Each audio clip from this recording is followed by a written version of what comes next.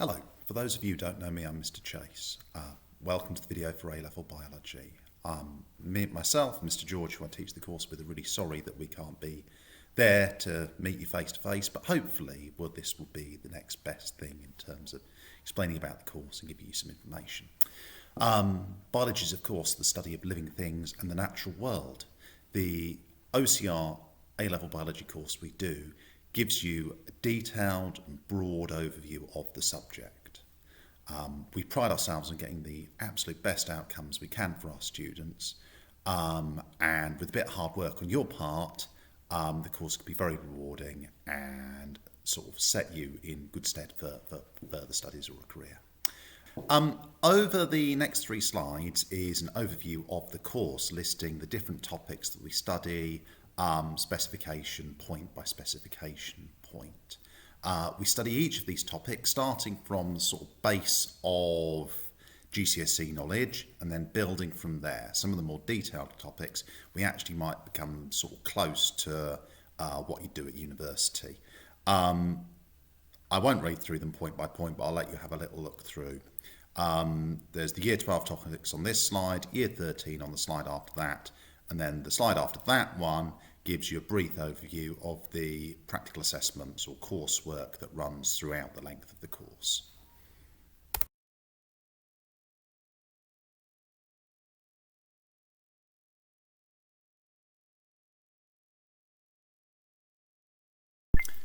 Hello again. Just a quick word about assessments now. So your final grade in A-level biology would be determined by 3 final exams that you'd sit in the summer term of year 13. And they would be graded between A star and E, so your average across those 3 papers will determine your final grade. There's also the coursework module 1, which is sat throughout the course. This is a pass-fail practical assignment where you'll do a series of practicals, typically 1 per module, to demonstrate your skills and understanding of practical work. It doesn't contribute to the final grade. It's a straight pass-fail endorsement. Most people achieve it. But similar to GCSE, you can sometimes get exam questions that will ask about some of the practical work that you've carried out in class.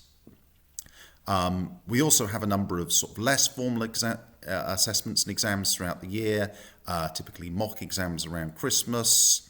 At the end of year 12, there would also be AS exams. These are maybe a little bit different to the system a few years ago, where you got a formal AS qualification at the end of year 12. That no longer happens, but those grades that you get from the AS exams we'd use on the basis for your predicted grades for UCAS. We also do sort of generally end of section assessment, so we can see how you're getting on for the end of each module and at an end of each section. Also on this slide there's a little picture that explains what comes up, how the assessment structure works for those final year 13 exams. Thank you. Hi, you can see on this slide we've got a couple of examples of some student notes that they've taken during lessons. We would expect all of our A-level biologists to keep good quality written notes that they're making throughout their lessons. They are regularly reviewing independently, making sure that they understand them and that the topic that we're going through. There is a bit more of an emphasis on independent working as part of the A-level. And we'd require homework to be done regularly and independently and submitted to deadline.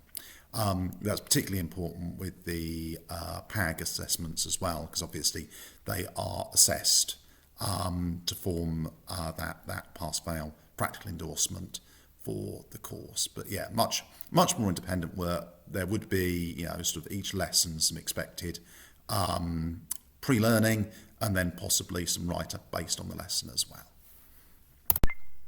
Okay, as you can see from this slide, we've got some options about A-level biology careers. In terms of the natural sciences, you can go on to pursue a variety of different careers, things like medicine, veterinary medicine, life sciences, pharmaceuticals, research, and all those sorts of areas Normally through university application, you'd go into any of those. Against a sort of broader, less science-specific background, the ability to handle data, methodically solve problems, follow instructions in detail, and to get a good grade, all of the soft skills that you gain through A-level biology are actually really, really useful. So even if your drive is maybe not directly to pursue it at degree level, but you want to do it as another subject, as one of your 3 A-levels, then I'd certainly recommend it, because it does include a really wide variety of very useful, very transferable skills that employers and university admissions departments will look for.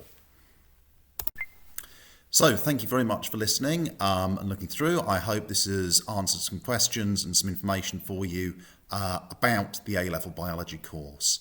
I've included a link on this slide to the OCR specification document that gives details about the A-Level biology course.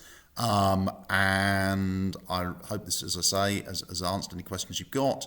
And I really look forward to seeing all of you soon.